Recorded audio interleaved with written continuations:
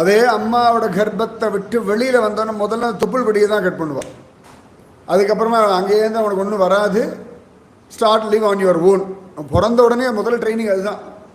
இனி தொப்புள் கொடி வழியாக சாப்பாடெலாம் கிடையாது. உனக்கு பசிக்கிறதா அழணும், உடம்பு முடியலையா அழணும், தூக்கம் வருதா அழணும். நீ சப்தம் போட்டு கையை காலை உதச்சி உனக்கு வேண்டியதை நீ சம்பாதிச்சுக்கோ. நிஜமாவே நம்ம நினச்சி சம்பாதிக்கிறதுனா பணம் சம்பாதிக்கிறது மட்டும் தான் சம்பாதிக்கிறதுன்னு நினைக்கிறோம். நமக்கு வேண்டியவைகளை சம்பாதித்து கொள்வதை எல்லாமே சம்பாதிக்கிறது தான் பேர்.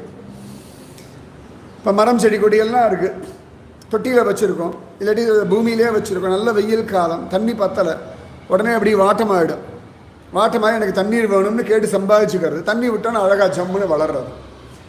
அப்போ பிறந்த உடனேயே முதல் ட்ரைனிங் என்னென்னா, ஒன்றை நீ காப்பாற்றிக்கிறதுக்கான முயற்சியை செய்.